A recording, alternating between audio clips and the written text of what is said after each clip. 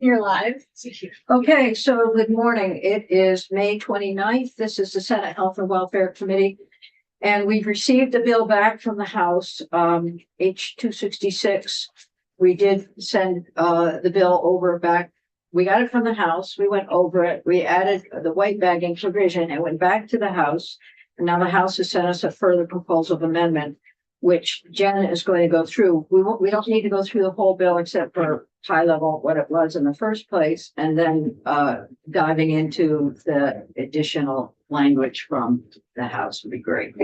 Good morning, Jen Garvey from the Office of Legislative Counsel. I am going to we're actually going to start here with what you sent over as the Senate proposal of amendment, just to, as the chair suggested, and orient you to where we are. So H 266 is an act relating to the 340B prescription drug pricing program. What you sent over had as section 1, the language around 340B and certain prohibitions on manufacturers as they relate to 340B contract pharmacies that 340B entities may work with to dispense the drugs. So that's section 1. Section 2 was the annual hospital reporting on their participation in the 340B drug pricing program. Section 3 is the sunset on the reporting from the 340B drug pricing program, and that was repealed as of January 1st, 2031. And then sections 4, 5, and 6 related to, we have been shorthand referring to as white bagging. So section 4 would temporarily repeal the ban on white bagging, which is when an insurer or pharmacy benefit manager requires a pharmacy that it designates dispense a medication directly to a healthcare setting, so like a provider's office, for a healthcare professional to administer to a patient. So this is going to repeal that ban, but then reinstate it a few years later.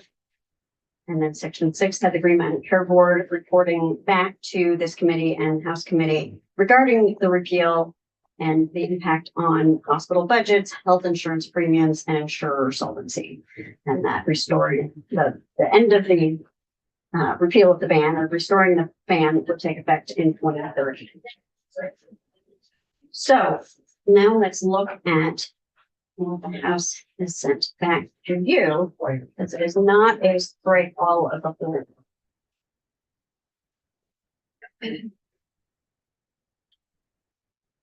House has sent back to you a proposal to concur with further proposal of amendment by striking out sections 4 through 7. So that's the 3 sections dealing with white bagging and the effective dates, because they're putting in different effective dates.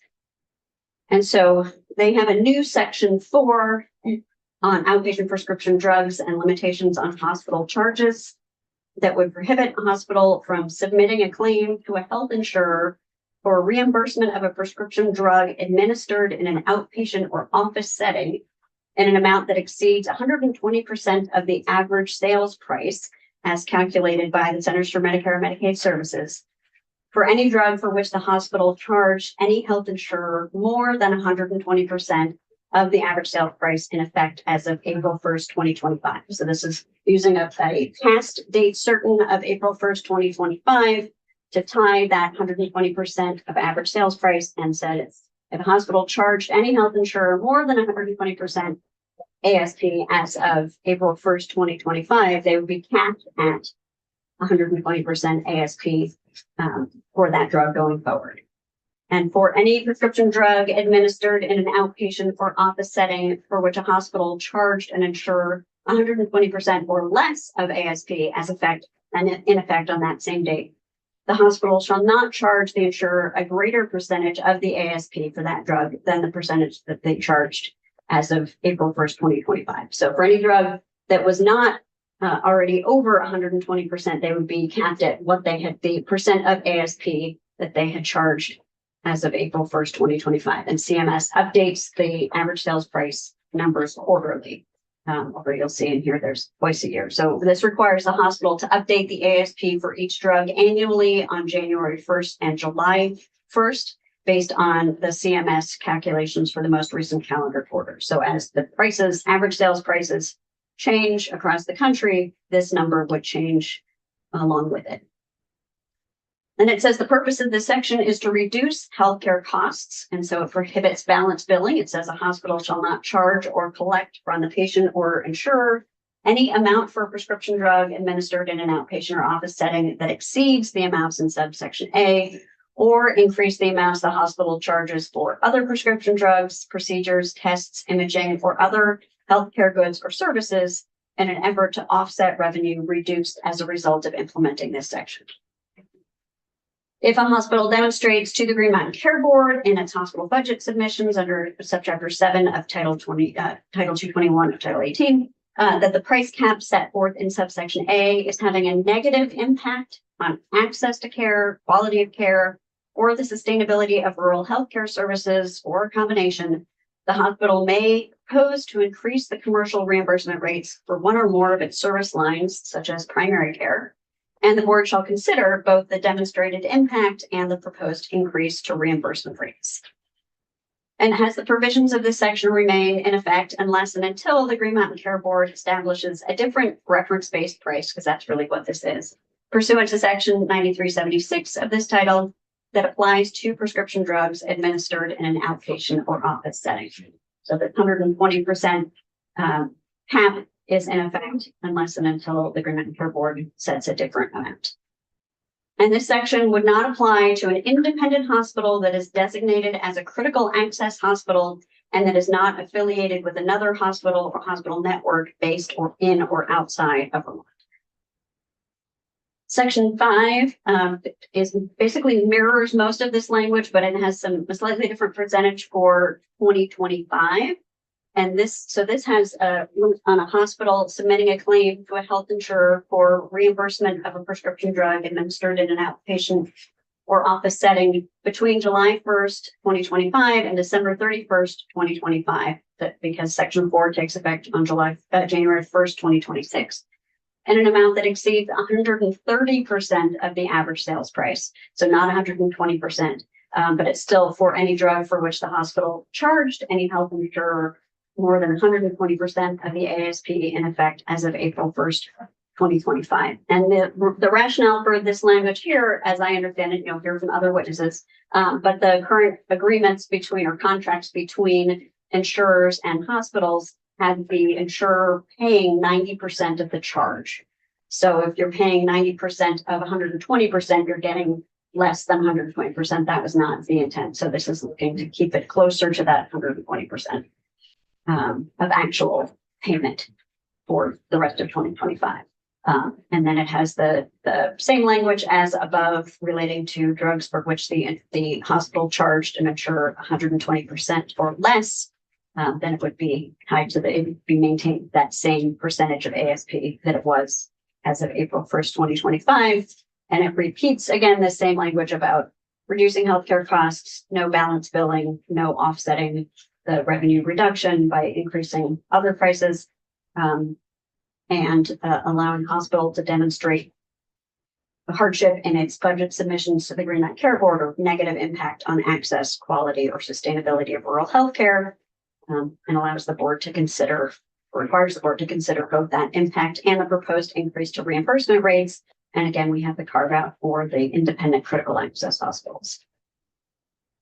Finally, we have the effective dates. So section 4, that statutory provision setting the 120% cap for drugs for which the charges are currently or have been above that would take effect on January 1st, 2026. The provisions applicable to the rest of 2025 would take effect July 1st, 2025 and apply through the end of the year. And then we have that original effective date from the underlying bill, which says it would take up the rest of the bill would take effect on passage with the first hospital 340B budget report due, 340B report due on or before January 31st, 2026. Okay, so can you, committee, I know you're going to have questions. We will hear some testimony on this that may offer greater clarity. So just Jen, so section 4, which takes effect January 1st, 2026, is section 4. Will it include? Sorry, what is included in the effect, the date January 1st, outpatient prescription drugs and limitations on hospital charges. So that's section 9407. Right. So that All of section would take effect on January 1st, 2026. But section 2 would take effect July 1st, 2025 and apply through the end of 2025. Okay, And and that's section 5 similarly takes. So, right, so similar, section 5 is very similar to section 4, but with that slight percentage difference. And for the rest of 2025 before a new contract takes effect. Okay, questions committee of Jen, clarity for. Okay. All right, so we've got folks here to testify and help inform us about A, the effect on hospital, B, the effect on insurance, C, the effect on patients, and D, the effect on regulations. We've got to start from Northwest Medical Center. Thank you for being here. My pleasure's name. I've been working copies. So I did. On your thing, I can ask for it again. Morning. I wrote myself some notes. I don't usually speak from notes. Before you begin with your notes, we are going to introduce ourselves because there are folks in the room who need that introduction, and you're one of those. So we'll start here with Senator Alex. Ann Cummings, Washington District. Senator Martina Rock-Ulip, I live in Burlington, represent Chittenden Central. And Jenny Lyons, Chittenden Southeast. San Douglas, the Orleans County. Larry Fair, Warren County. Thank you very much. For some reason, I don't have a problem speaking at will in front of 500 people in my community, but being in this building is a little nerve-wracking. So I'll refer to my Well, notes. just relax because we look forward to your testimony and you're welcome here. Thank you. And I come to understand you'd like a copy and make sure Please, I'll work with Devin to make sure that you get that. that would be great. So good morning. First, let me thank you for your service to the people of Vermont. I know the task ahead of you is difficult and complicated. I appreciate the complexity and want you to know that my goal in being here today is to find a safe and workable solution. So thank you for this opportunity to be with you today. A bit of background about me, just so that you can put into context what I have to say and how I share my thoughts. I'm a graduate of Linden State College, attained my master's in administration from St. Michael's College, and a master's in healthcare delivery and science from the Tuck School of Business and the Geisel School of Medicine at Dartmouth College. I'm board certified in healthcare management and a fellow of the American College of Healthcare Executives. I've spent the last 24 years leading hospitals in Vermont, New Hampshire, and Maine. During that time, I've also served on the American Hospital Association's Regional Policy Board for New England, serving as its chair for 3 years. I also served on the board of trustees of the American Hospital Association. I share this information with you not to impress you, rather to demonstrate that I understand the importance and impact of health policy, as well as the short and the long-term effects it has. H.266, as it is written today, is a flawed and unsustainable policy that will negatively impact the health and the safety of Vermonters. While benchmarking outpatient medication prices against ASP is a realistic strategy, making the jump from one of the highest cost states in the nation to 20 to 30% below the current lowest cost state in the nation could be considered reckless and will result in immediate access issue to patients needing important treatment. As you are probably aware, the ASP includes kickbacks from drug companies to insurance carriers. ASP does not reflect the reality of the cost. As an example for Northwestern Medical Center, and I asked my team just to put together our 5 highest volume medications in our infusion center. And I'm going to butcher every one of the names of these medications. That's okay. We will too. So in Flectra, a biosimilar medication used to treat several chronic inflammatory immune diseases, the ASP per unit is $92.50 at 120. And the basis for our cost is $450. That's per 100 milligram vial. Remicade, which you're probably familiar with, is a prescription medication used to treat several diseases such as Crohn's disease and ulcerative colitis. The ASP is $305.23 per 100 milligram vial. NMC's best pricing unit is $875 per 100 milligram vial. Rituxan, a medication used to treat certain cancers and autoimmune diseases, is $764 per 100 milligram vial, and our pricing at ASP, and our pricing is $939. Granix, a medication used to reduce the duration of severe neutropenia, low white blood cell count, in patients undergoing chemotherapy. ASP per unit is $36, NMC $59.87. And Truixima, the biosimilar to Rituxan, is $347.59 per 100 milligram vial. NMC's best price is $448 per 100 milligram. These are just 5 of the higher volume medications we use at NMC Infusion Center, a department that barely makes it to break-even status. Were this law to go into effect as written, we would have no other option but to close our infusion center, as NMC is already operating at a large negative operating margin and has for 7 out of the last 8 years as a result of budget cuts in 2016, a budget order reduction in 2016. Further, it is also my understanding, and I believe Dr. Leffel will confirm this later, that UVM-MC does not have the capacity to absorb this volume. As a reminder, Northwestern Medical Center is the lowest cost outpatient hospital and the second lowest cost inpatient hospital in the state of Vermont. Over the past 14 years, NMC has had the lowest average rate increase, 3.87% averaged over that time. Over the past 5 years, NMC has had the lowest average expense growth of 3.5% each year. According to Green Mountain Care Board data, we spend more of our budget on direct patient care than any other hospital. Lastly, all hospitals in Vermont received a letter from Blue Cross Blue Shield recently listing medications that Blue Cross Blue Shield felt were priced inappropriately high. NMC had one medication on that list, just one. So what's the answer? While ASP is not a perfect or even strong benchmark, it seems to be the only one that we have. In reviewing the data, it appears that the national average for outpatient drug pricing benchmarks against ASP is about 350%. It strikes me as fair and prudent policy decision. And while I cannot speak for my other peers, I feel safe in saying I believe Vermont hospitals would agree that we need to get to the national average. I know at this rate, NMC can continue to keep our unit open. Anything lower, we would be forced to close. In closing, I will reiterate the words that I opened with. The task ahead of you is difficult and complicated. I appreciate the complexity and hope you heard from me today that there is a safe, workable solution. Please do not hit Vermonters with a blunt instrument. Change is definitely necessary, and the timing is critical.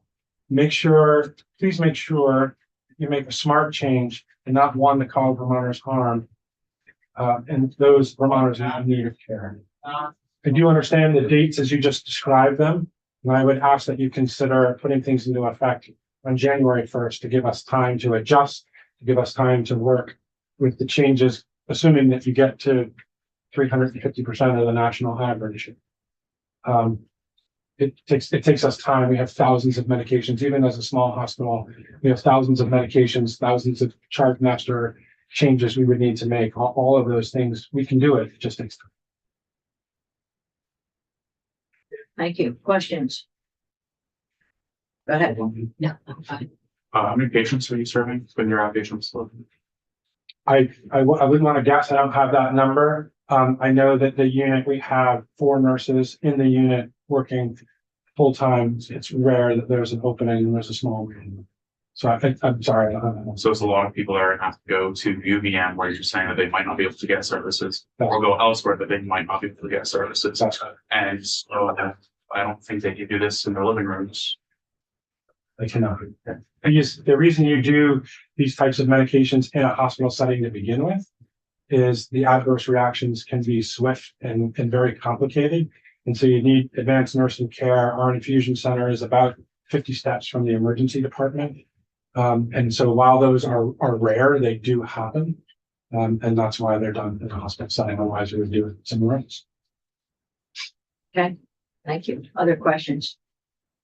All right, thank you very much. And it will be extremely helpful to have your testimony Yes, ma'am. sent in writing. May I add one thing? I know there's this floating like, oh, a day's cash on hand. I It's there. can't imagine that it's not on your mind and you probably have a chart somewhere. In the last 5 years, NMC's days cash on hand has dropped by a third. We're facing a budget battle today that would drop that by another 20 or 30%. This is a permanent policy. We cannot float a temporary, something that isn't temporary on days cash on hand. This policy, whatever you change, is going to be permanent. And so we've floated our operation for years. In the last 8 years, the stock market has performed at its highest level since 1950. So yes, we've been able to float our losses on gains in the market while still losing a third of our cash. So I would urge you that, if someone says, well, they can float a days cash on hand. That's not true. We cannot. Thank you. You're welcome. Thank you for the opportunity. Copies of the bill. You going to grab them? Yeah, all right. Good. Oh, okay. Sarah, teach out.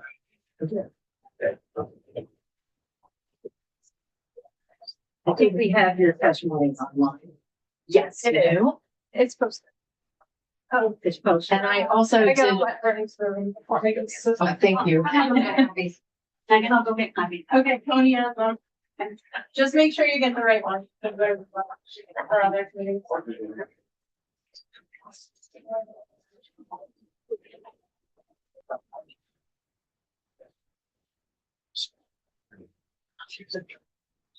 Are we okay? I'm almost done. All right, good. All right. Just so I can show you those slides that All I right, prepared for you. Okay, thank you.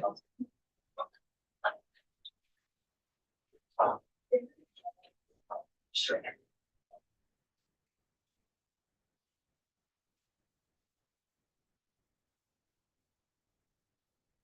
Okay.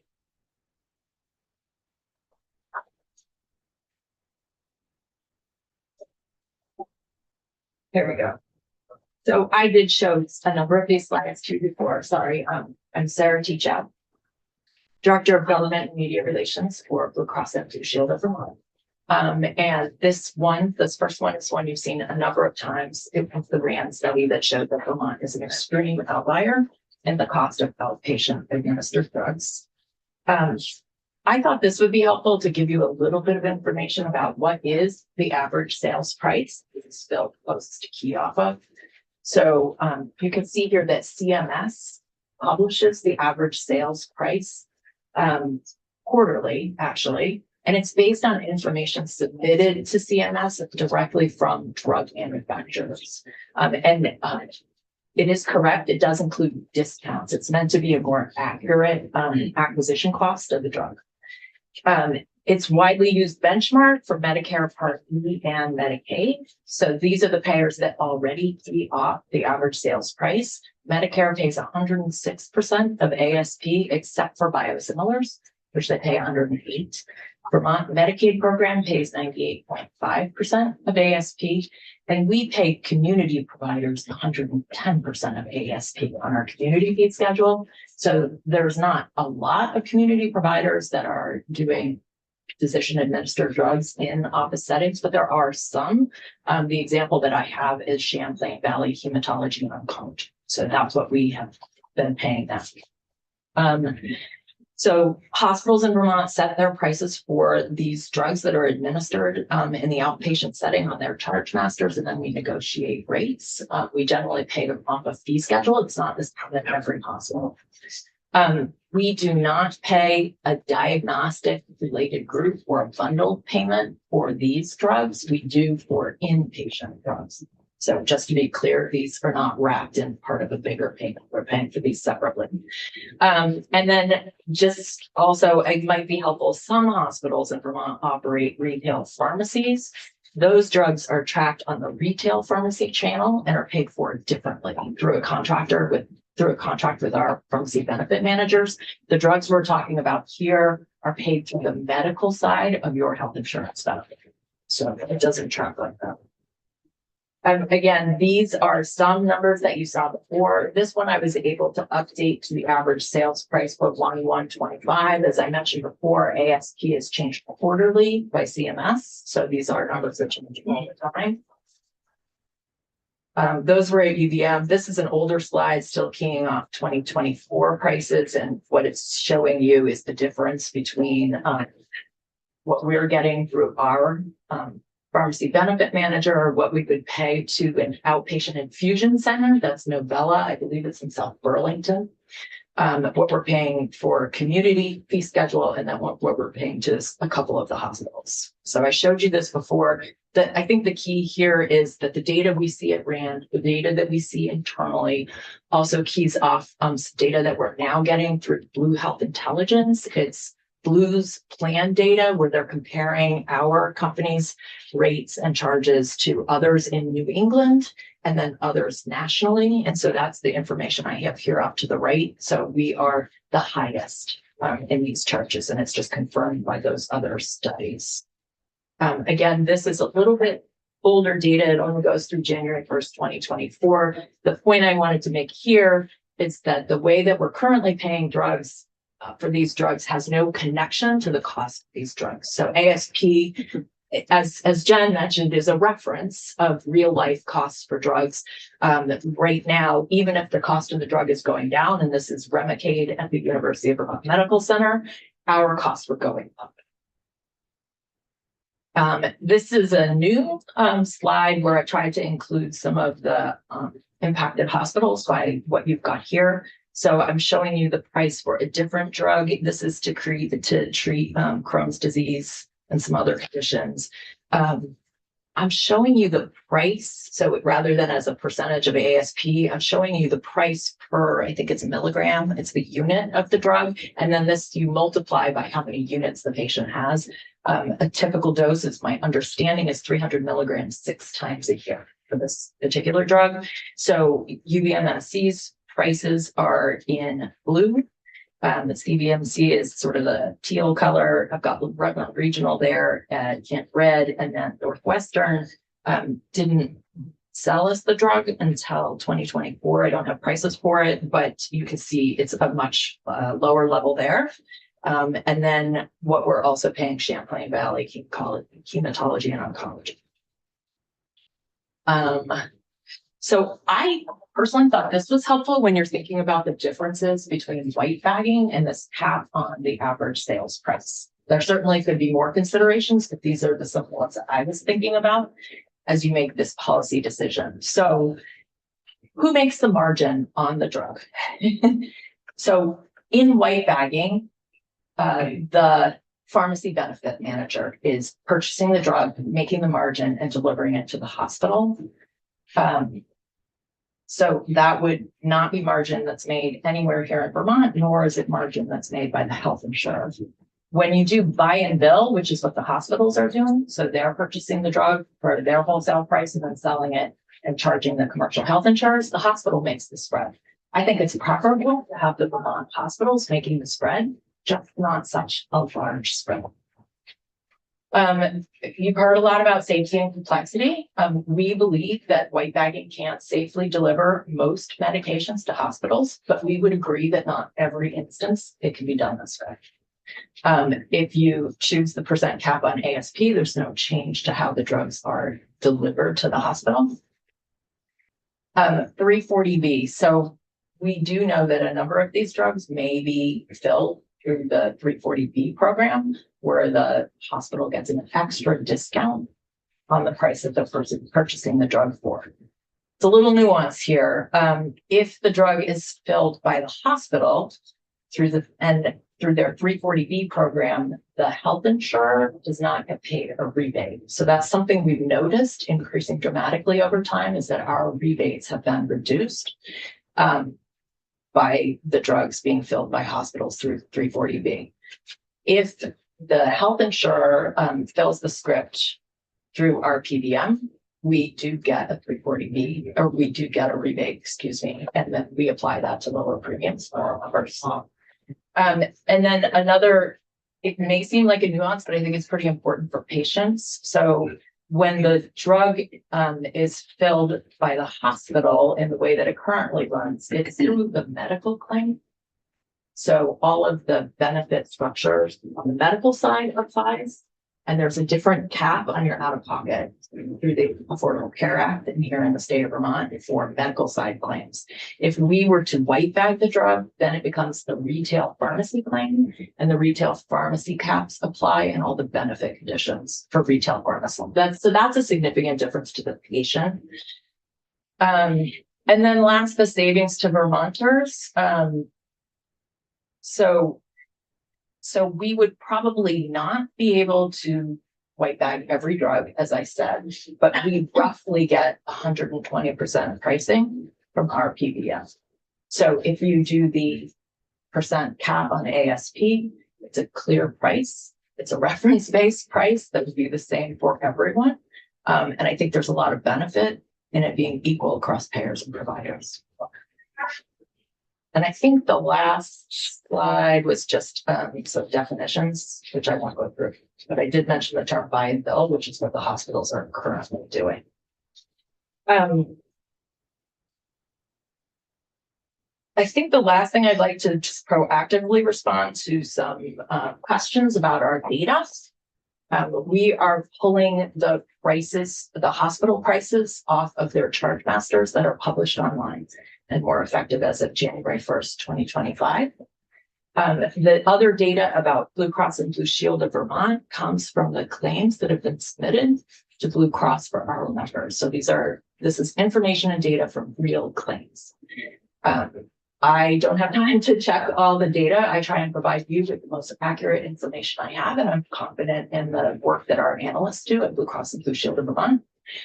Certainly always open to corrections of errors, but if there is an error in the price that we've been question, I send them on to about Blue Card. If you have questions about the number of Vermonters who are covered on Blue Cross and Blue Shield plans that are not Vermont Blue Cross and Blue Shield, I think it might just be helpful to know 67% of our claims are for our members. So Vermont members through Blue Cross and Blue Shield of Vermont. 25% are for Vermont residents who are covered by a non-Vermont Blue Cross plan. That means their employer is probably a national employer that is using a Blue Cross plan headquartered in another state. We believe there are about 54,000 Vermont residents with non-Blue Cross Blue Shield of Vermont, but Blue plan coverage. And then 8% of our claims are for non-residents with Blue Cross coverage from another Blue plan. So that would be more of the tourist category or people coming from other states for treatment here. Again, happy to answer questions, but I will log out of your system. Questions, committee? So in terms of the bill that we have before us, any specific endorsement or lack thereof? Apologies. We strongly support this bill. I did send a memo that we believe this would reduce QHP rates by 4%. We've also provided an estimate to VHI that it would reduce school employees' costs by 3%, and we'd certainly do that estimate for all of our other customers if this were to pass. Okay, go ahead, Senator Douglas. Will that 4% reduction, will that be consistent and ongoing, or will that just be a 4% reduction now, and then potentially premiums will continue to keep rising in spite of that? Yeah, great question. It'll be a 4% reduction now, and then to the it'll be built into the base will be 4% lower. And then as ASP grows, the prices for drugs will continue to go up. We haven't seen ASP grow as quickly as the growth in outpatient administered drug prices being set here. Also, your last line here, it was particularly ominous on your memo. Oh, I'm I think sorry. ominous might be a good one there. It is particularly difficult for Blue Cross will not predict how hospitals may respond to this legislation and whether they will look for other strategies to increase revenue to compensate. I like that word. You talk a bit more about that. Sure. That was our actuaries. caveating their estimates. I think that some of what you put in the bill is designed to prevent that kind of strategy.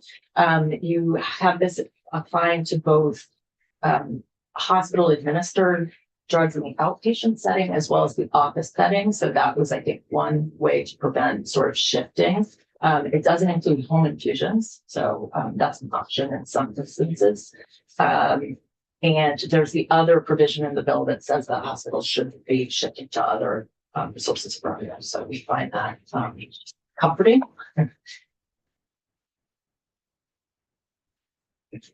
Okay, any more questions?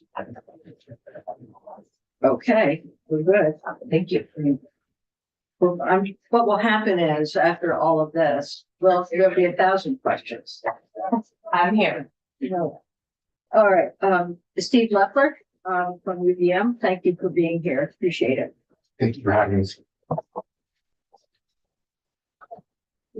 So I really appreciate the opportunity to testify on this bill this morning, and I want to start with, I understand the healthcare crisis that we face right now in Vermont. I specifically understand the healthcare crisis for our largest commercial insurer in Vermont, and the UVM Medical Center Network are committed to solutions to work through that. I don't believe this bill does that. I'm specifically concerned about sections 4 and 5 of the bill, which really for the medical center, and you just heard from Northwest Medical Center, really focused on infusion treatments.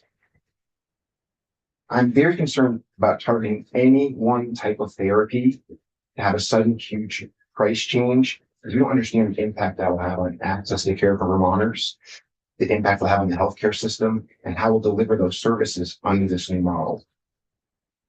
Infusion treatments are growing rapidly right now. The opportunities to treat illness and disease with new treatments to help cancer care is really growing exponentially.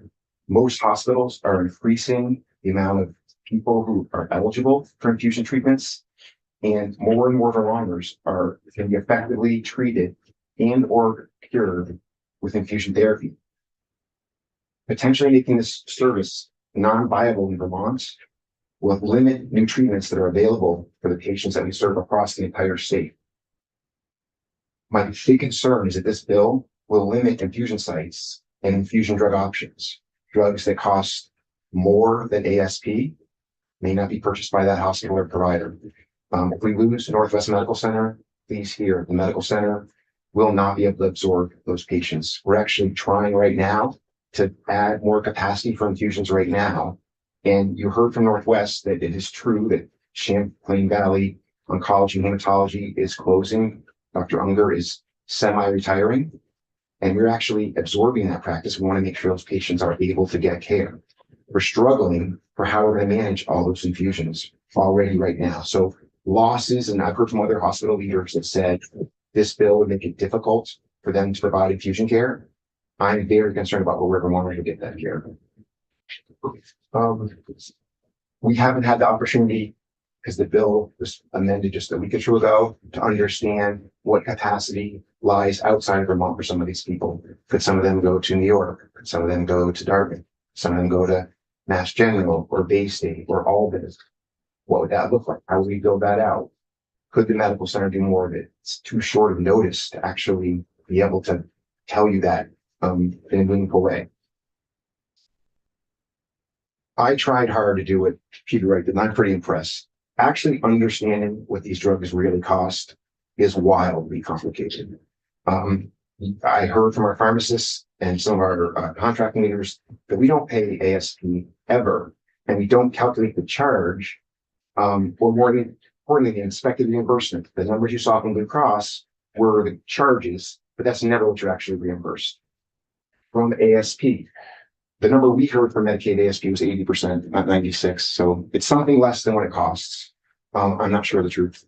And we did agree that we heard Medicare is 106% of ASP. So for two of our large insurers, already we are in a tough spot for delivering these drugs. I just want to say again that many of the drugs that we buy, like Northwest Medical Center, cost more than ASP, and some do cost less. We've tried to work with Blue Cross Vermont on replacing some expensive drugs with biosimilars. We have not had good success on that. And we, with some of our other insurers, we have had success with that and been able to drive down the cost of care. It's unclear to me exactly why that could be. It could be it's on their formulary. It could be that they are getting a rebate on that drug. It could be part of a package, but we have not had success with Blue Cross in using biosimilars, which could reduce the cost of care for Vermonters who need these drugs.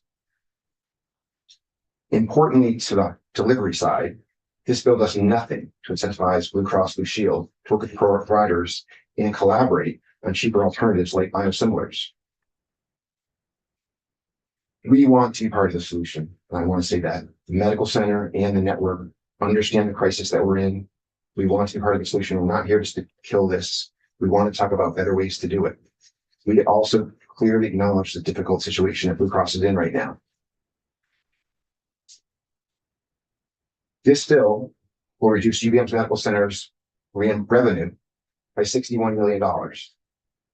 We have not had no time for planning for this and no time to figure out the full impacts to everything that we do. It'll impact revenue for hospitals across the state by $100 million. We've already heard that $61 million does not go all to Blue Cross Blue Shield in terms of rate relief. Actually, a small fraction does decrease their commercial rates of the $61 million in the medical center. Spare me on this for a second. The ER doctor in me has to say that we should be addressing the sickest patient first. And right now, in my beliefs, the sickest patient we have is Blue Cross Blue Shield QHP rates. In 26, that's a giant problem. I strongly believe that we come together with the Green Mountain Care Board, Blue Cross Vermont, and the hospitals with some type of model to decrease those rates in a meaningful way for 26 that would bring that premium down and start building a sustainable path forward. What I'm really talking about is some kind of risk sharing. Basically, the providers in the state of Vermont need to take risk for utilization. We have our teams working on what that could look like right now. And that risk sharing model, Blue Cross would be assured their spending wouldn't go over X amount. And if it exceeded that, the hospitals would own the rest of that utilization. That incents us to keep people healthier. In many ways, in my mind, this bill goes against that because if we want to use a certain drug that's the best drug, we want to be able to prescribe what we need. If we're going to cap what we spend, it doesn't really matter how you do this. I will also say that in the bill, when it says there won't be internal cost shifting, and I'm very grateful that I do not do our contracting with Blue Cross after we get our rates from the Green Mountain Care Board. Very grateful. My understanding is for the medical center in 26, let's assume we get a 1% increase. We're going to get between 0 and 1. When our contracting team works with Blue Cross locally, they figure out across the board all of the services that we deliver, everything that we do, how we're going to get a 1% overall increase across everything. If you take this money out of infusion, 61 million, but we're going to get a 1% increase, it's going to come from something else, unless we stop doing it that way, meaning Blue Cross or the Green Mountain Care Board just giving us across the board number. That's how our contracts are built. That's the limit of the doctor's knowledge on that. But I have a friend here if we want to get more into that. But that really is the overall cost of care increases by 1%, whether we take the 61 million out or it stays in. In 2026, we should ask our hospitals and providers how to take risks for the lives on QHP to help keep them healthier. There's a number of things I know we could do to bring that rate down. That builds a sustainable future. That helps us figure out how to have a contract for 27 and 28 that will have likely reference-based pricing version of this, maybe a head model, maybe other models. If we say for 26, we're simply going to burn 2 days cash on hand, it's not clear to me what that means for 27 or 28. That doesn't feel sustainable to me. That doesn't feel like a path forward. For the medical center, 61 million is 10 days cash on hand. But we get a significant rate from the Green Mountain Care Board, we could burn through 20 days or 25 days to try and keep afloat to what's coming next. That'll put us perilously close to our bond covenants. We already have an observer working well with them. It's possible we could get an observer for our observer for watching management. I'm not really joking. It is possible. Also, this is important. I don't actually understand exactly how this ties to the Oliver Wyman planning and the work that was done there. Nothing about infusion in that plan. Nothing about how we would do this. That's supposed to be part of our sustainability. Oliver Wyman talks about over 5 years. We're taking a huge shot here in less than a year. And I am really concerned about the impact on access to care for Vermonters and access to infusion drugs. I'm going to stop where I started. The medical center network are committed to addressing this problem. We strongly believe a better way is through through risk-based care. This actually makes that harder. It takes away one of our tools. That $61 million is dollars we could put into that risk plan. And so we are opposed to section 4 and 5, the overall bill we support. Thank you. Thank you. And do we have this, that we can get this? I always got scripts, so you have a closed version. All right, okay. Yes. All right. Well, the comment was made by Peter Wright earlier that extending the timeline would be helpful to implement sections 4 and 5. And do you have a comment about that? If it's going to pass, stretching it out so we can make sure that more people have access to care is definitely better for Vermonters. So more time, if Northwest has to close their service, I want to make sure we figure out how those people who need that care get it. It'll be hard for the medical center to do that, but we are not going to try to limit people. Where else could they get it? I think we could work on. I'll also add that Peter had mentioned, a more reasonable ASP target, 350, which is the national average, also would be very helpful if this is going to pass. Going from where we're at, the lowest in the country, in one quick shot is very difficult to absorb that. Committee questions? Okay. Don't go away. Thank you. Thank you. All right, Mike Fisher? Welcome. Good afternoon. It is.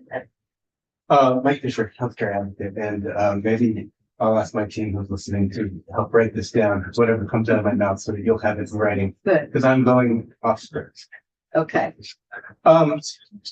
So you hear this again and again all year long. We're in crisis, and usually you hear from me the term affordability linked to that crisis. It is an affordability crisis. It does play out for individual Vermonters and people who pay for coverage, businesses, employers.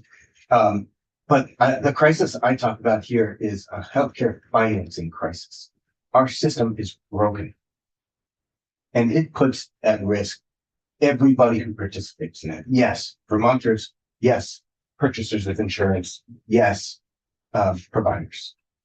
And I've been watching this system for a long time, and it's frustrating to me at this moment to have seemingly everyone comes to the table and says, yes, we're in crisis. But man, be careful. Don't rock the boat. Do this cautiously, do this carefully. And I've also been watching the legislature for a long time. The legislature is often better at small incremental changes. It's hard for the legislature to do big steps because, after all, you want to break something. But I guess the main point I want to deliver as strongly as possible is we've already broken something. And that something is our entire Vermont economy. You can look at it from the lens of a taxpayer who's trying to figure out how to pay their property taxes related to the schools. You can look at it through the lens of the small employer or a large employer for that matter. This thing is playing. I used to worry about the small group and the individual group. I still worry about them. I worry about the self-funded. I worry about the large group. This is playing out in a disastrous way for employers all over the place. So I come to you with this very strong request, failure to act this year on this actually breaks something. It continues to break the Vermont economy. It will continue to chase Vermont employers across borders. It will impress our ability, people to start businesses and employ people. And in a funky way, it really puts at risk, I think in a bigger way, it really puts at risk our provider community. I think the bill landed in a good place with some good compromise, making sure that the board had some ability to mitigate the impact on hospitals. It exempted the smaller hospitals, which I thought was a very good call. And then now also say I appreciate the words that are coming from the hospital community. I don't think that nobody's nefarious here. Nobody's trying to do anybody harm. I know that people have best intentions. But I've been watching attempts to do shared risk. And I've been listening to the promise of how shared risk would save us money. I love the theory of it, but I've yet to see it pan out.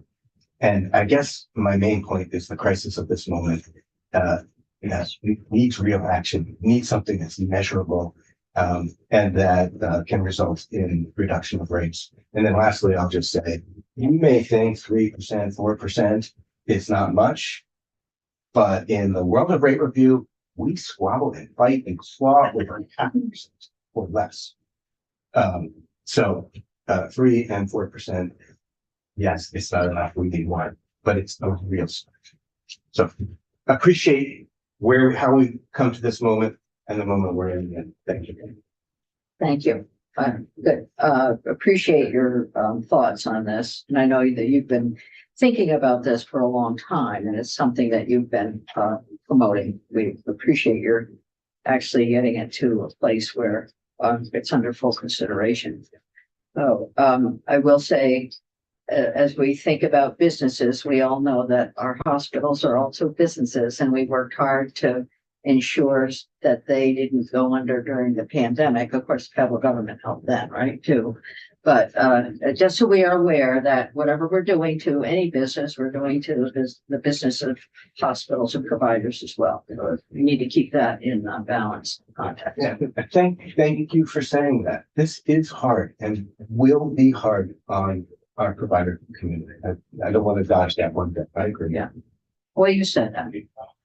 Senator Gulick. Thank you, Chair Lyons. Thank you, Mike Fisher. I appreciate your comments. I want to ask a question and make a comment as someone who's sitting in this seat as a legislator and has responded to multiple crises this year. It seems as though, we've been working on education, as you may know. When we try to make bold action and we try to put forth some reform, there's just so much pushback. Mm-hmm. And I get so frustrated and frankly, bordering on angry that this crisis, it didn't just happen. Mm-hmm. So my question for you is, how long have you seen this crisis developing? When did you see it start? And why are we in this position right now? Yeah. And I mean, the short version, the very, we've looked at graphs and it seems like there's a spot on a graph that goes like this. We'll follow up with a longer answer Yeah. later. But yes, your question, the implication of your question is correct in my mind. We've been building this for a long time. And it's been a thought of mine for a while that I should go back and look at the healthcare advocates' comments in both the rate review and the hospital budget process 10 years back. I think you would see us saying, this is unsustainable. It is building towards crisis. So I'm sorry. That is the end. Thank you. All right, thank you. Any other questions? Okay. Well, we'll move to Chair Foster, Owen Foster, from the Green Mountain Care Board. you, Chair Lyons. Thank you for the committee for having me today. You know, I'm the chair of the Green Mountain Care Board, and I want to thank the committee for having in various stakeholders. It's important to get all the different perspectives when you make a decision like this. I am not a stakeholder. I'm a public servant appointed by the governor to make the best decisions for the state of Vermont's healthcare system, and trusted by the people and trusted by the confirmation through the Senate. My job is like yours. I have to balance these incredibly difficult and competing interests and come to the best decision. When you do something favorable here, there's a reaction there, and vice versa, all the way across. You ask, why are we in the healthcare crisis we're in? I'll tell you, delay. Period. We have not reckoned with the realities of our healthcare system for a very long time. And today we're talking about delay. When do we do? So there's a couple constituents that weren't mentioned today that I do want to talk about, and that's the non-hospital providers, that's the patients, and that is the businesses that pay for the insurance. They were mentioned a little bit, but they're really, really important. So this bill at the end of the day is really about a dispute about money. It's either money that is going to the reserves at the hospital and supporting hospital operations, a very important thing, or it's about the money going to the people, the businesses, the property taxes, or the nearly insolvent insurer, right? And that's what we're balancing. I wish there were more money, there's not. And we're going to have to reckon with that, and we can't delay. So if you vote against the bill, you are voting for the status quo of a dysfunctional and completely broken healthcare system, and you are not making a change. You are not doing anything about healthcare costs. You are not doing anything about property taxes. If you vote for the bill, you are showing national leadership on changing a practice that is unacceptable. This is, in some examples, not across the board, but in some examples, price gouging our sickest and illest patients. That is no way to deal with the problem of hospital finances.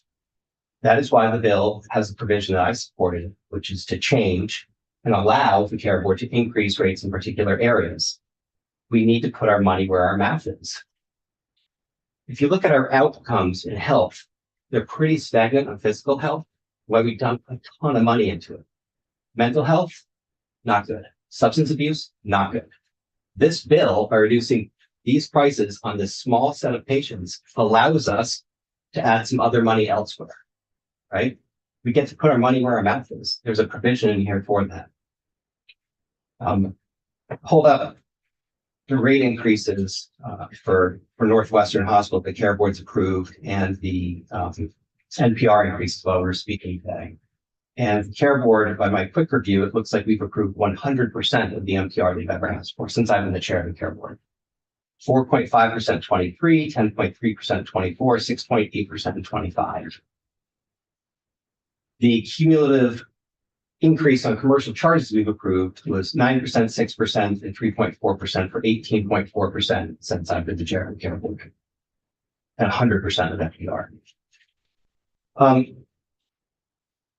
So some of the reasons I support the bill is that I believe upcharging on particular drugs is inequitable to our sickest people.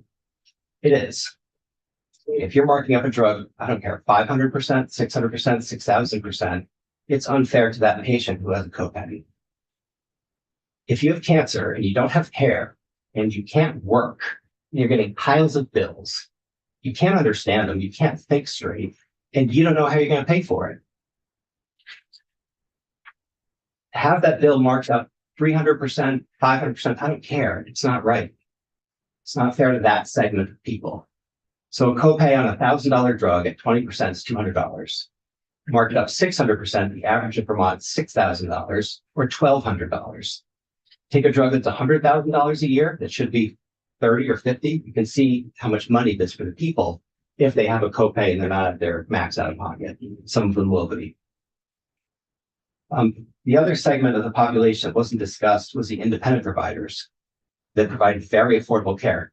The reason we have a regulator in Vermont, in my mind, and we need one, is because we have a market that doesn't function as a market. It's a bunch of monopolies not competing.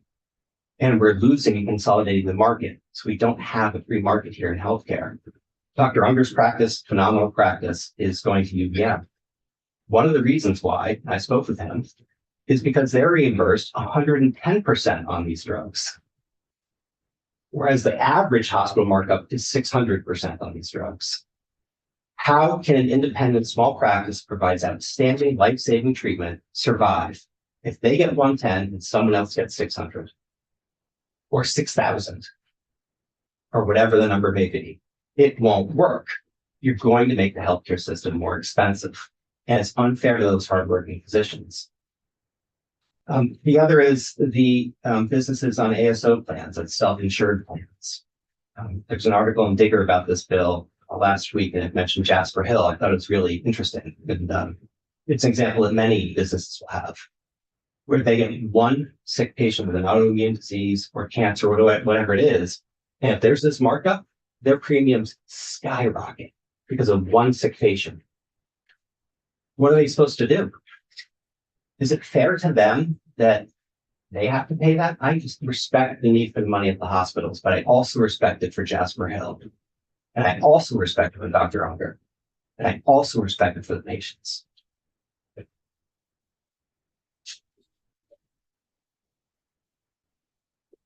I think I have a couple slides.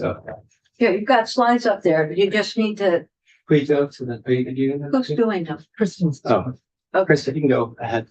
Alright. This one was shown. This just Okay. actually gives an example of what an outlier Vermont is at around approaching 600% of ASP, highest in the country by a huge margin. This is from 2022. In 2023, the Care Board gave enormous price increases to hospitals. UVM had a 14.77% increase. Rutland had a 17% increase in 2023. That means that number is higher. Other hospitals in the country were not getting that kind of rate increase. So there's talk about doing 350 or some higher number. Well, that just minimizes how much you can reallocate if you want to reallocate to preventative care or mental health care that we desperately need. And also look at Rhode Island and Mass. Those two, the second and third from the last. They're well under 200. Well under. And so talk about national average. We're not national average healthcare costs. We're the worst in the country. We can't go national average. We're not national average in anything in our healthcare costs. We need to lead. We need to be here where Massachusetts and Rhode Island are, other aging New England states. Next slide. There's talk about that hospitals can't do it on their reserves. They can. I think they can. These are really good, talented, smart leaders. There are other options. I did not hear a promise to forgo executive bonuses. I did not hear a promise to forgo non-patient facing money that's expended. Lots of money. If we'd promised those things, we got to do that first before we allow this. We have to. The range for hospital finances. I think I wrote this down. You go to the next slide. All right. Northwestern, 256 days cash on hand. I would love for that to be 300. I'd love for it to be 500. But every time we increase that, it is coming out of these businesses and these patients' pockets. A hospital with, quote, very strong reserves, very strong, according to S&P, is 205 to 275. Northwestern is 256. They said they will drop since, I forget the year. Well, they're still very strong. Adequate is 110 to 160. So I think it said it would drop at 30 days. So it would go from 256 to 225. That's still above strong. And I know that's not ideal. But you're going to take it from here, or you're going to take it from somewhere else. And you cannot reduce our healthcare spending problem without recognizing that means less revenue. It does. I don't know how you're going to solve healthcare costs if you don't deal with the revenue. That is what it is. Next slide. All right, this is what we pay in healthcare costs, and they're about to go higher. Right now, before me, I have a request for this 23% increase this year from Blue Cross Blue Shield for individual plans. That's on top of these numbers here for 2025. So as these go up, they are important to bolster the reserves and the incredible care that these hospitals give. But then people can't afford care. And as they can't afford care, they drop insurance or they go underinsured. That's a problem too. It's not just if we get money, patients get great care. There's a whole bunch of other considerations about the other providers and the people's ability to get the care. Next slide. Yeah, these are the cumulative rate increases for our QHP plans in Vermont. From 2019 to 2024, MVP's individual plan is up 80%. Blue Cross is up 64 with a 23% increase for this year. And this actually doesn't have 2025, which I think was around 19%. So add 23 and 19 to those numbers. How are you going to abate this if you don't deal with the revenue side? The other point I would make about hospitals being able to absorb this and deal with it is there's tremendous money and resources being poured into fixing the healthcare system and transforming our hospital system. We have no more revenue. We can't do it. We need to change. And there's, I think it's a $2.6 million contract or 2.5, somewhere in there for RHRC, who's working for AHS. Voss has retained somebody to help them, Kaufman Hall, to work on some of these issues. And there's other contractors who have been retained at various hospitals for other things. There's a lot of resources and money for us to tackle this problem. Additionally, there's other opportunities to increase revenue, such as improved access and provider productivity. Medicare imposes fines for quality concerns. We've had those in Vermont. We can improve Medicare reimbursements by improving our quality. If you're in the bottom 25% of hospitals in the country, you get a quality fine. They pay you less money. We had that happen in Vermont last year, multiple hospitals. Let's fix the quality before we lean on these patients. Next slide. Okay, so we talked about hospital reserves, and I'm going to make clear many hospitals in Vermont are in deep, deep, deep trouble. They are, but this bill doesn't impact them directly. Some that are in trouble are impacted, but they would have an opportunity to ask for more money in their budgets or to do the shifting to preventative care. But let's talk about the other reserves we need to think about in the state.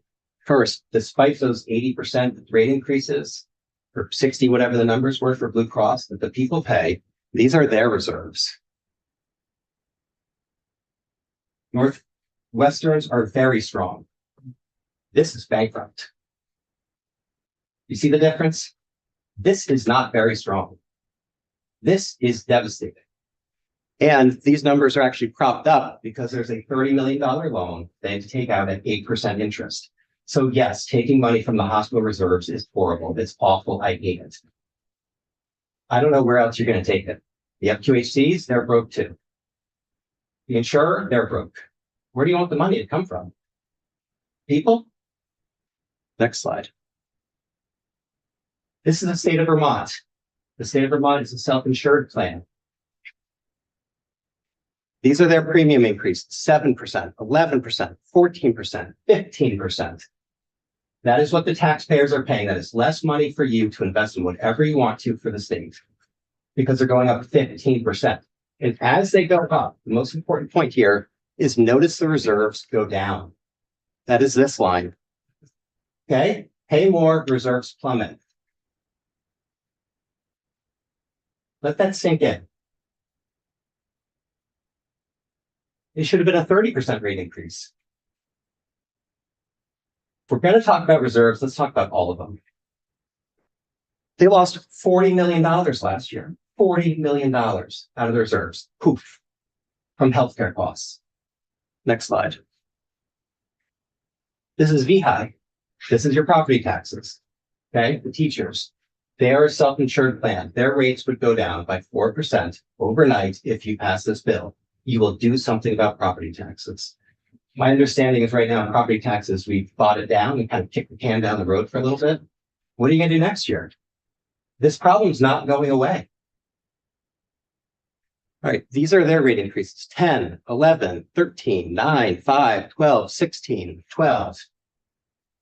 And these are their reserves, dropping.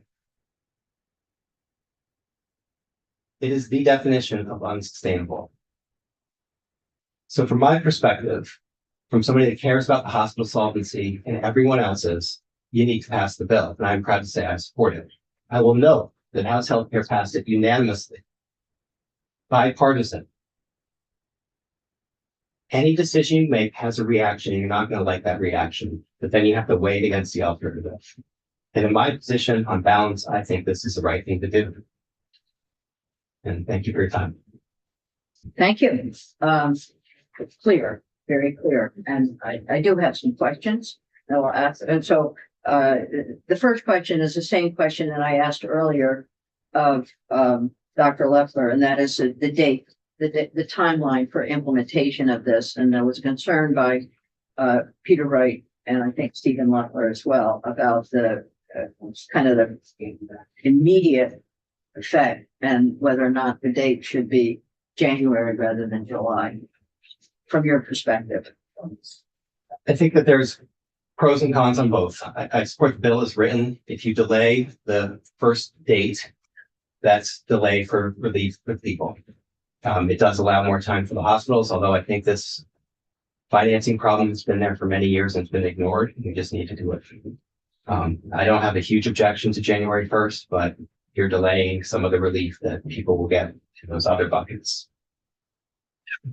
And then in terms of the language in the bill that gives the board authority to make changes based on information, how do you see that? I mean, how would that work? So given the current timeline of July and then change to in January to 1/20/30, all of those changes. And then the board having authority to evaluate and listen to hospital concerns or whatever. How do you see that playing out? What would be the timeline that the board would have? How would that work? Yeah, budgets are going to be submitted on July 1st to the board. And so there will be rate requests increases. And so they can, just in their initial request to us, ask for more money in the rate in and of itself. And in the budget process, we have the hearings in August, decision September 15th, budget orders October 1. We have hearings and they can make the case that they have primary care access problems or they want to support mental health. You know, we lost mental health at CVMC this year. That would be a good example. There are payer mix issues and questions about how much you can put where and all of that. But that would be an argument that they would be able to make. And then other hospitals like Brattleboro would be implicated by this. They're not in a strong financial position. Generally, when we make decisions, that is part of what we cite and talk about. So if a hospital is in good financial position, it doesn't necessarily have as much of an argument for a 10% rate increase.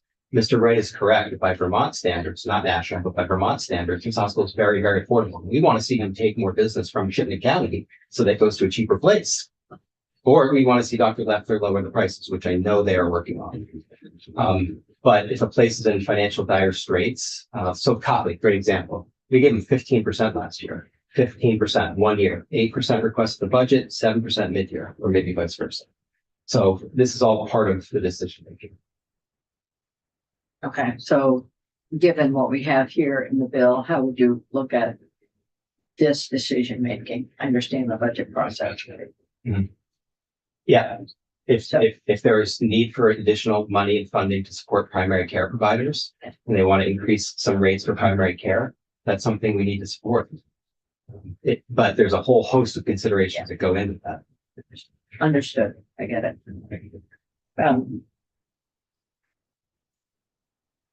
Other questions? Senator Cummings. As part of your deliberation, if Northwest decides it can't afford to do infusion, I know CVH has cut the mental health, they've cut a local primary care provider. Their email, I think everybody in the area got from the president said, there's hard times ahead. You'll have to bear with us, be prepared for perhaps more service cuts. Would you, if this bill goes through, do you have the authority to say, yeah, looking at your numbers, you can't buy it at the ASP because you're small. You don't get the volume discount that somebody else does. Do you have the authority to allow them rather than have them say this isn't, it's not cost effective and having, going through chemo, you might not be in a good place to drive on your way home. And I know that there was an infusion system that closed up in the northeast. I remember Senator Starr. That's right. Was really working on that. You had to drive to Dartmouth. Right. To have your infusion. That's a long way if you don't have a driver to go when you are not in the best physical position. Sometimes these can be very difficult.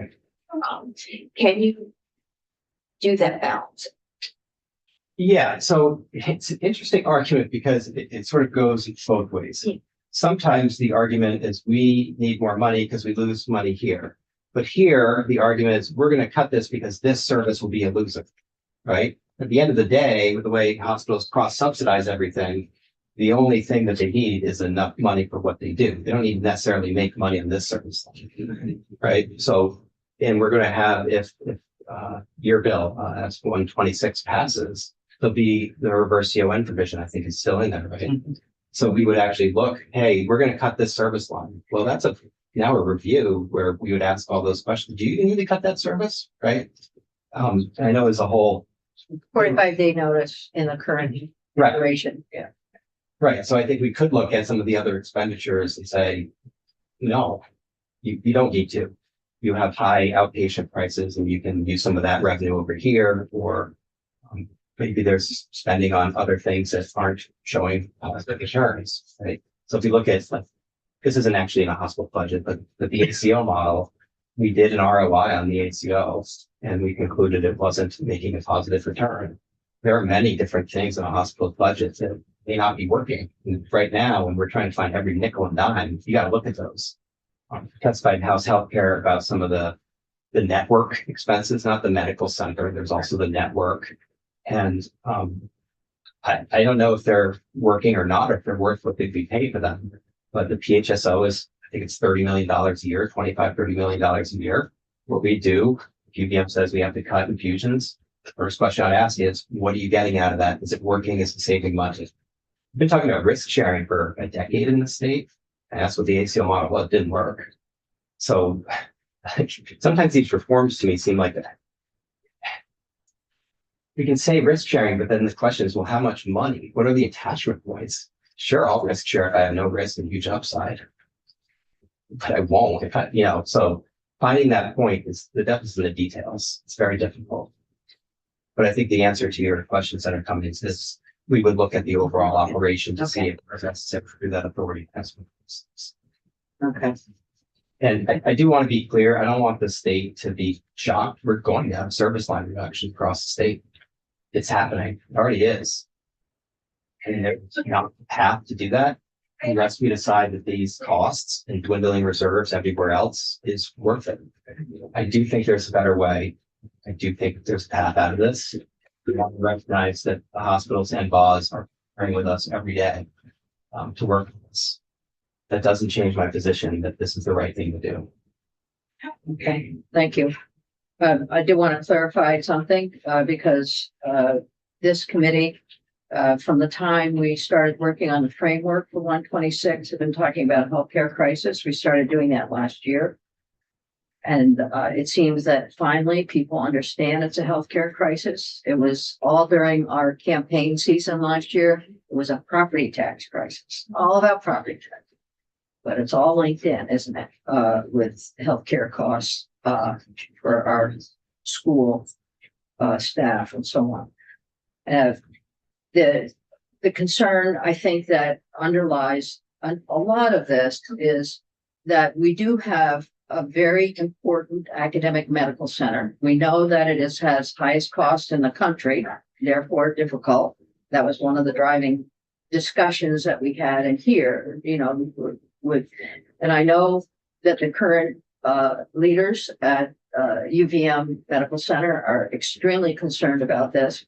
We've talked and met with them on many occasions about it. And we also know the concern that the board has about trying to level the playing field for those smaller hospitals that, don't have the advantage of a larger population base. The concern that I think, I keep asking the question about the date, so our committee will have to talk about how we feel about the bill overall and the date of implementation. I know that it is aggressive, there's no question about it. It is aggressive. It's also sounds like it recovers funding during the current budget season. So it's a rock and a hard place, I think. So, but I appreciate the input that you've given us, because it always helps to frame the bigger picture from the regulatory perspective. I will ask one more question. It's something I always think about. So we put things in statute that feel to me like a regulatory something, that the regulator ought to be doing this. And we shouldn't have to do this. So how can we, so last year we put the prescription advisory group into the board. And as far as I'm concerned, I'd like us not to have to be the regulator. And here we are. So from your perspective, how can we resolve that issue? I know it's not a question that it's implicit in the bill for me. So I think you're exactly right. What I would say is it's not just, it is the regulator's job. It's not just the regulator's job. It was UVM's job and it was Blue Cross's job when they contracted. Then it is our job to look at some of the prices and charges. The way we do the work with the number, we've talked about this, but the number of budgets and the amount of time we have to do it, it's high level.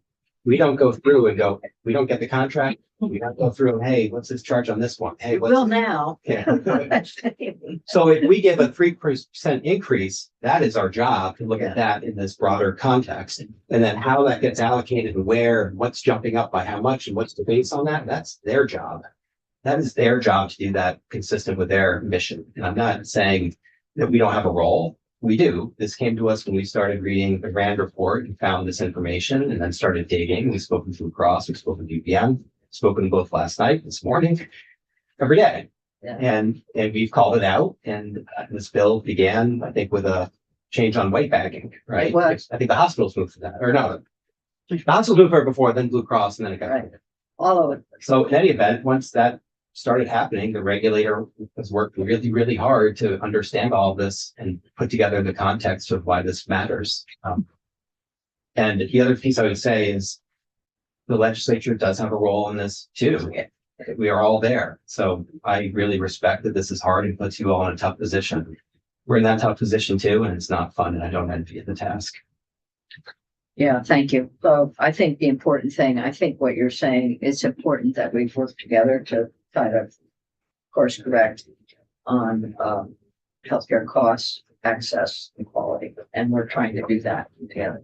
The only thing I'd note, just because it's been a recess, we get sued when we do this. I think we've had 8 appeals since I've been the chair of the care board. It's 8. Yeah. So if we're doing this a regulatory process, I can promise I'll be over there pretty quickly. Yeah. Right. And that's a lot of resources and time. Both these CEOs have appealed our decisions. I respect it. It's fine. It's part of the process. We need clarity. It's the right thing to do. But it is an expense on the system that we have. The HE's got to spend the time. I don't know what we pay the lawyers to do it. There's a lot of money that comes out of healthcare costs. So if the legislature does this, it is more efficient, and we're not going to be in the Supreme Court. Thank you. Questions, committee? Okay, Senator Douglas. I actually have a handful of them. Okay. And I think the first thing I want to say to you, is, yeah, you guys do have a tough job. And talking to the legislature, we do as well. The difference in that it's been going through my head this whole time that you've been talking is it feels like we're making this decision, we at the legislature, and especially this committee, it feels like for us, we're making this decision just looking through a peephole, that there's so many other factors. I don't know what's in UVM's budget. I don't know what their budget line items are. I don't know exactly what their expenses are. You have a much easier job than us in knowing what's going on the other side of that door. but we're looking through the keyhole and making all these decisions. And from what I'm seeing here at the kind of the last hour on this bill, a nuclear bomb being dropped down on the hospitals, one that very well may be necessary and probably is necessary. And it's just very difficult for me, and I'm sure it's difficult for all of us, to make these decisions with the keyhole. So I wish we'd have more time on this. I wish I could sit down with you for a couple hours and ask every burning question that I have, but I only have as much time as the chair line has We have a given me. couple more minutes. So you've already said the hospitals will cut services as a result of this, and they already are cutting services as a result of the broken teapot that is our healthcare system. I see this, unfortunately, it's going to make them cut services faster. And I'm very, very happy that critical access hospitals and rural hospitals are exempted from this. But there is going to be a strain on their services. The Newport dialysis was already in, I think it was in Digger, it was already in all the local papers up there when the BMC was going to cut their dialysis and to be sending all the patients up to us. That was a big issue in the community that was going to put so much strain. I can remember the exhilaration on Facebook when they announced that wasn't going to happen because it wasn't going to put the strain on our services. So I am. Are you willing to ask a question here? Yes. Because please ask a question about 266, Okay. because we don't have time Okay. for long. Well, okay, well, I'm not trying to make a long I know, speech. I know. You regulate insurers in Vermont? Only a very small portion of their business, only their QHP rate requests. Okay, then I don't know if, hopefully this is a question on the bill, but, Blue Cross Blue Shield has already said that they're gonna lower premiums, the 4% I talked about. Will other insurers also follow suit? You have a way to ensure that, like MVP, et cetera? Yep, so MVP would be one of the ones that we decide their QHP plans that are before us currently, and they would also benefit from that. I don't have their exact numbers, so I don't want to say what they are, but I would expect that they'd be pretty much aligned. You're reducing the amount that you have to spend on these drugs. So yes, the board would have that. It's an actuarial analysis. What's the impact of this? How much money does this reduce? And then it's decided in light of some of that information. So yes.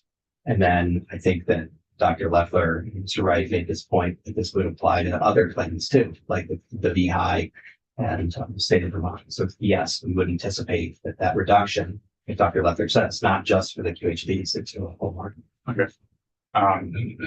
And I think you alluded to this earlier, so I wrote it down, but will hospitals be asking for higher reimbursement rates, and how would that work? As you said, you already gave really high reimbursement rates to Copley, and in 2023-24, you already gave higher rates. Will hospitals be coming back for higher rates? I hesitate to speculate. I know that many hospitals are recognizing the very serious financial difficulty the whole system has.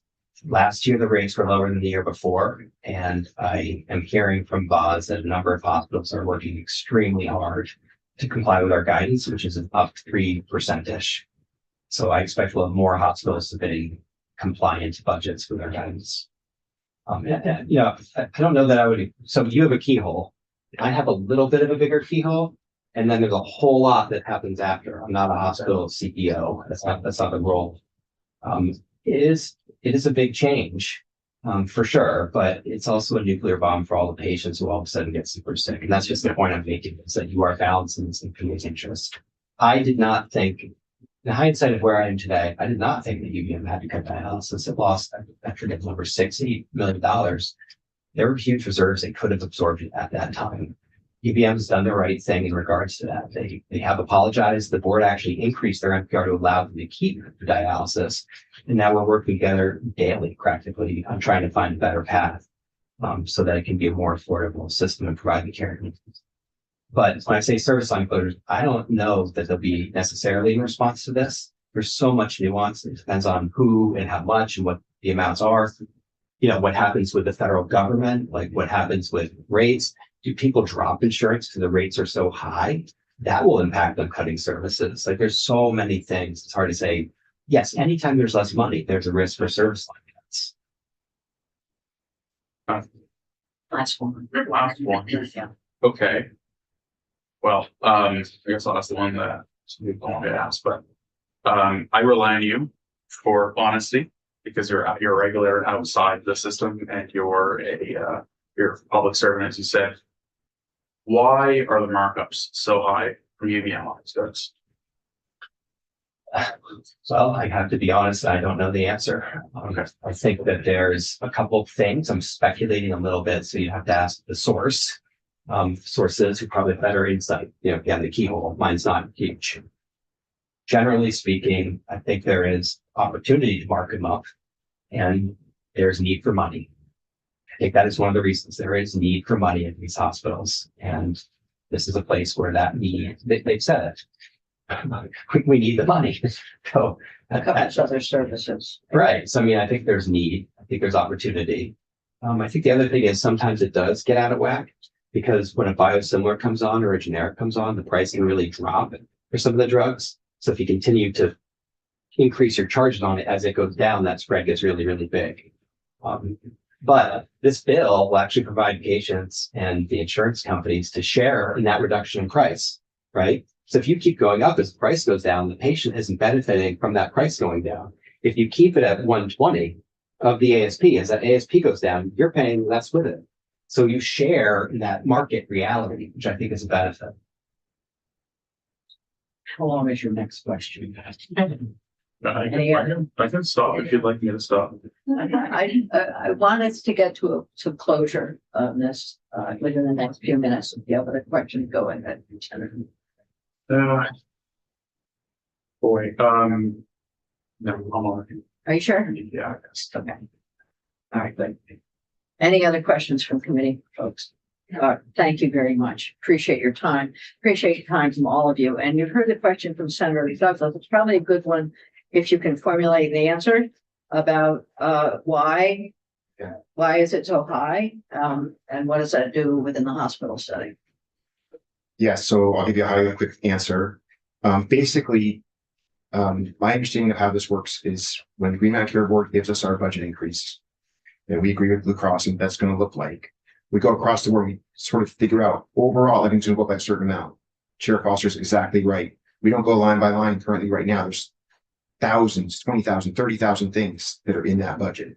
And so it can get some of these out of whack, some of these drugs, but the overall budget is compliant. The overall extra dollars are coming in for 24, 25, 26, aligned with the budget. And when we've been wrong, we have enforcement action on that. So we do our best to understand what that's going to look like, live within those numbers, but it can for certain things get out of whack. Our insurers haven't always been easy to switch to a biosimilar. We've asked to switch, which we know drive down the cost. We haven't always been able to do that. So if you look at any one thing we do, one tiny little thing, one drug, it could be really out of whack. The big picture, we're staying within guidance, which once again, Blue Cross agreed that we have been doing that. If the generics versus the biosimilars are cheaper, why are you allowed to cross over? It may be that's bad. It may be on their formula. I'm assuming they may be getting a rebate on it. It may be so such an unusual drug that's just easier to keep it how it was. I know there's one like that. So, but Sarah's here. I You said, want to respond to that? I don't know which drug we're talking about, so I can't answer that question. I will say that I do know that UVM helped us with the Civica drugs that we've been paying to have developed, and they agreed to be part of the distribution network for those, and they have very much helped us lower the prices for them. So we could talk about individual drugs. I don't know which one we're talking about right now, but I'll get the answer for sure. I actually do have a question. It goes back to Brattleboro, and I know Brattleboro is in working with a program with the federal government on a specific drug at a specific cost level, reimbursement level. And so I guess my question, and I don't know, Jen, if this is a question for you or for Chair Foster, if we change this level ASP, it could theoretically affect what Brattleboro can do within the research program they're in. Will it affect the federal reimbursement they're getting? How would that sort out if we demand a change here? I'm not familiar with these. So that's a fair question. This is a cap on the commercial prices they can charge. So if they're getting a different So price. if it's from the federal government, federal research program that would have to be, if it went through a commercial insurer, I don't know whether it would affect them or not. It's an interesting question. So none of us can answer that. It's just one of those, probably. I have no idea. No idea. And there's no, I know that Senator Plunkett was going to be in here, but he's not here. He's watching. Yeah. Yeah. All right, Senator, I might have an answer to your question. please go ahead. And as I understand it, in our charge master, we have a charge. That charge goes out, we get different levels of reimbursement. So for example, in Medicare, our levels of write-off get bigger and bigger every year, because every time we're approved a rate increase, Medicare and Medicaid don't care, they pay what they pay. Same thing. So there's one charge. So if I understand the legislation correctly, which I might not, you're telling us that we have to lower the charge. So if that charge is below the Medicare reimbursement, they would pay it at 100%, and Medicare and Medicaid money would be lost. So you will have some impact on the charge. Right? There's charge and there's reimbursement. There's different layers of this that Medicare would get. So what impact that would have on their program, I'm not qualified to answer. Got that. it. Okay. But as I understand how our systems work, there's one charge and then there's 1,700 different reimbursements that we get. Go ahead, Steve. I remember the question you had up for us right now. Owen for Fair Hospital, I apologize. While you were talking, you mentioned how we have lower quality healthcare, which results in fees coming from the feds. And you said, we can improve quality of healthcare. How can we improve quality of healthcare? Because from the economic standpoint, when you when you have more money to hire people, you can generally get people who will do a better job, better quality of service for any kind of job. Somebody who's a really good welder will make more money per hour than someone who's a bad welder. So, they're here to be paying more for better services from what I'm seeing. So it's kind of a feedback loop. Yeah, really good question. So two things. There's a couple different programs under which Medicare will impose financial penalties based on quality results, hospital acquired conditions, and the value-based purchasing program. And what they do is if you're in the bottom quartile, bottom 25% national, there's a threshold. If you're in that, you have to pay, you lose reimbursements, you get paid less by Medicare. And your question is, well, how do we do that? How do we improve quality if we have less money at hospitals? Over the last several years, the rate of payment and commercial costs of Vermonters payments have really, really increased. And we have not seen a correlation of improved quality. That has not happened. So one is, where is the money being used and how is it being used? Another is, what are your clinical protocols? How are you operating clinically? What is your quality review program and how is it functioning? Another piece of it is a huge piece of Dr. Leffler. He would know this better than me, but staffing. How many travelers you're relying on? That's a huge component of it. Travelers cost a ton of money and do not help with quality because they're not familiar with the operations. They're not familiar with the team. They might not be following the protocols the same. A whole host of reasons. So there is not a direct correlation between spending more money and quality. Of course, you have to have quality physicians, but I believe that the hospitals here pay competitive market wages for physicians. Okay. I can add if you want me to, but it's a good answer. Did you want to comment? I can comment. So if you look at across the country right now, most of these programs operate over 3 years. There's a 3-year window of how they work. And so 3 years ago, we were in the massive heat of the pandemic in Vermont. We did have many, many travelers who look at academic medical centers across the country who took care of a lot more patients with less of a solid staff. Quality scores went down. That unfortunately happened at the medical center. We've been a 5-star institution for 3 years and had very low penalties. We're living through that bump right now. We are 1,000% focused right now on getting back to 5 stars. We're putting huge energy and effort into it every day. Because it takes 3 years to get your score to go down, it will take a couple of years to get them back where they need to be, but we are completely focused on it now. The pandemic had a big impact, travelers, and everything that was going on at that time, expanding beds everywhere, where you're holding patients, how you're doing things, all impacted our quality scores. Thank you. I would add that from my understanding of I don't believe it's like tens of billions of dollars. I don't think you're going to solve your financial crisis because a couple hospitals with fines. But what I'm saying is every penny helps right now. And there's going to be really tough things coming. That's why the work on transformation is so critical. Because when these services get changed, it has to be done in a very thoughtful way to protect essential services.